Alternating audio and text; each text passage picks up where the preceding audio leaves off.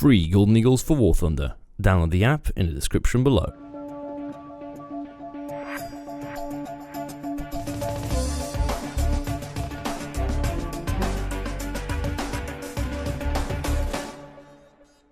Hey guys, welcome back to War Thunder and welcome to the thickest review you'll find yet.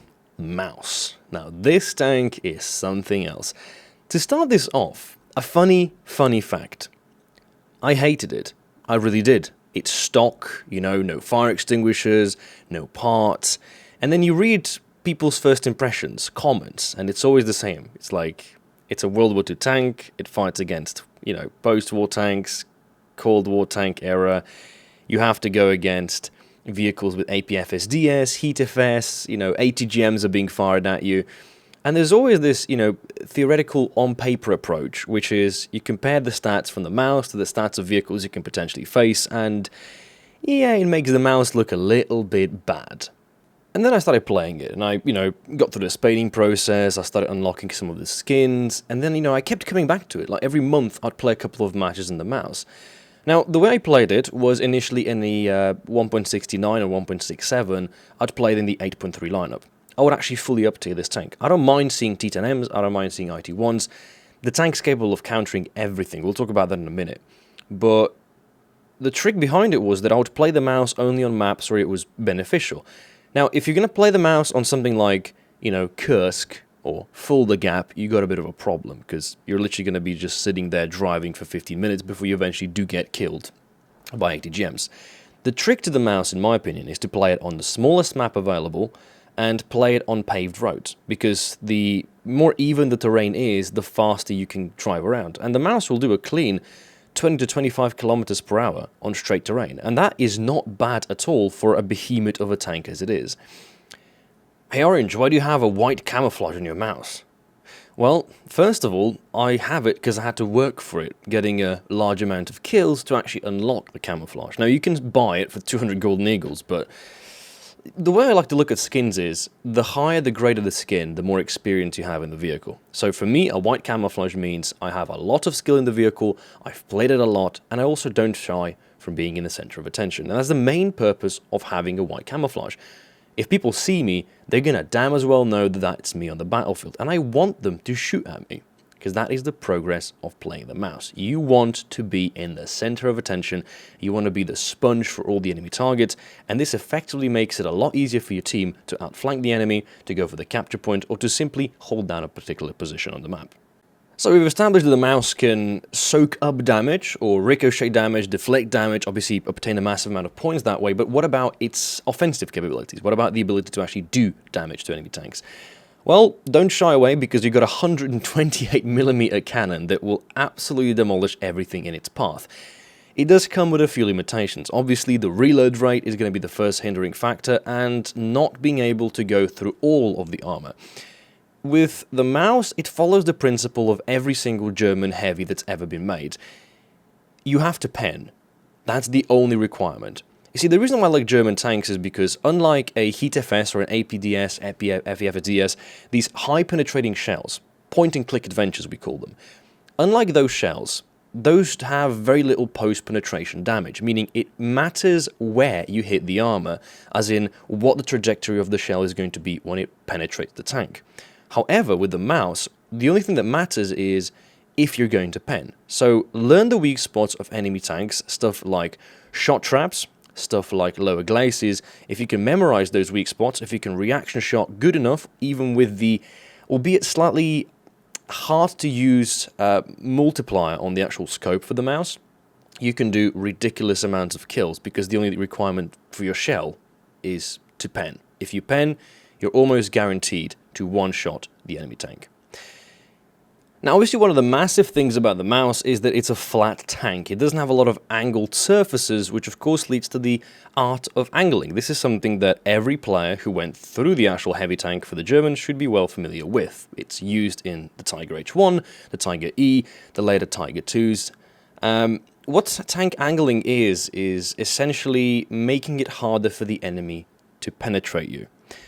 But it doesn't work the same way against all types of shells. Angling is usually performed to angle the armor, right? So we have to differentiate armor angling and internal component angling. If you're angling the armor, you're angling against an APHE shell, a armor-piercing projectile. The trick behind that is that it's going to ricochet. It's going to completely nullify any damage it can do. But if you're being attacked, and you will be attacked by HeatFS, APDS, APFSDS, even ATGMs, in that case, you're not angling the armor. You're angling the internal components. This is something that we do in all tanks, and the reason we do it is to minimize the potential ability of getting one shot. You make it harder for the enemy to go through several components, to do multiple crew damage, to do multiple internal module damage, and that should increase your survivability drastically. Another thing players might forget is that every single tank can be manned by a minimum of 2 crew members, which means that even after you've lost your 6-man crew in the mouse and you've been reduced to your driver and your gunner, that can be an advantage. And it's an advantage because every single time you get shot, if you're able to position yourself in a particular way to hide the driver or hide the gunner, the enemy will be shooting at dead crew members. And what's happening is that there's nothing there he can destroy.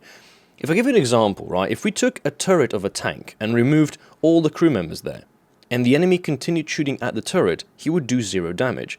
For example, when a gunner gets taken out and you keep getting shot in the same position, there's no further damage being done. Now, the enemy can keep on taking out your cannon breech, they can nullify your turret ring, they can destroy your cannon barrel, but if there's no active crew members in the compartment, there will be no damage shed.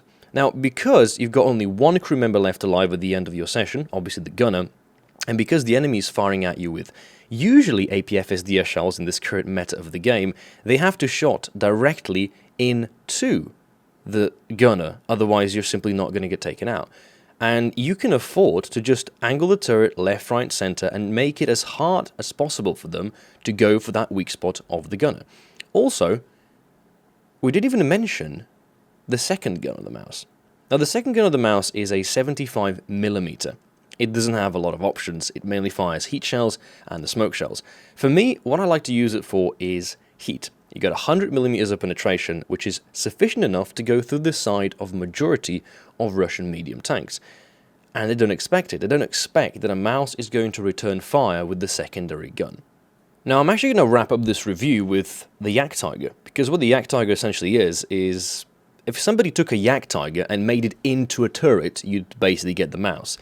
It's a similar chassis, similar armor values, and same gun. Now, obviously the bat rating of the Yak Tiger is 7.0, much more friendly, but as you've probably noticed, my lineup for the mouse in the current patch is 7.0 plus. What 7.0 plus means is that we take our 7.0 lineup, which is filled with Arados, the RE251, we have the Kugelblitz and the Koelian, we have the Yak Tiger, we fill that together with the mouse. So essentially the mouse is just up-tiering our 7.0 lineup. This is good and bad at the same time. It's good because we have a good familiar lineup we like using. We've already established this is one of the best close air support lineups in the upcoming patch.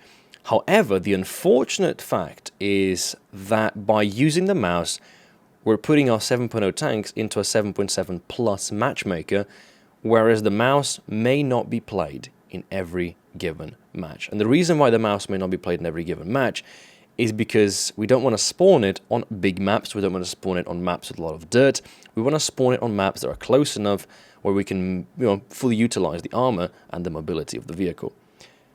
Essentially speaking, the mouse is a diva, it's the center of attention, and you want to play it that way. You don't want to play it safe, you don't want to play it on a one-on-one engagement. As a matter of fact, a mouse in a one-on-one engagement in some cases can be weaker than in a 1 versus 5.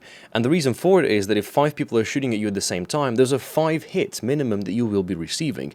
And 5 hits, trust me, give you a load of spawn points. And these spawn points are something that you will need later on to be able to bring out a different tank, maybe a plane, and obviously try to counter the odds of the match. The biggest mistake that a mouse driver can do is by sitting in the back of the map, being passive. Passive is not going to do any good. You want to be in the capture point, you want to go for the lead objective, you want to be the center of attention and be that focus point for your team. Again, if players are attacking you, that means they can't be attacking somebody else at the same time, which means your team can have a very, very easy time at flanking around. One of the best combinations that I would actually suggest people start to try out would be the mouse RE251, maybe the mouse and the new MBT M47, right? So you have your friend you squad up with, he plays a medium tank, and he controls your flank.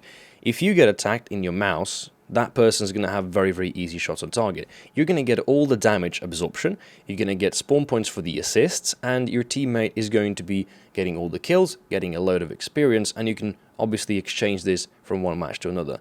Now, depending on the map, sometimes you're going to have to bail out from your mouse, you're going to have to play something else, but I think with the current patch, that M47 could be one of the lifesavers as a backup for your mouse. So if you can't spawn the mouse in, if you think the map is not optimal for it, take the M47 Premium, maybe take the RE251. Perhaps if you're feeling comfortable, go for the cap with the Jagdpanzer 4.5 if you really, really want to go through the spinning process with it. Other than that, if you're a free-to-play player, don't want to spend any money on the game, you're probably going to be using the Yak Tiger in conjunction with the 1005 Tiger 2 and the Panther 2.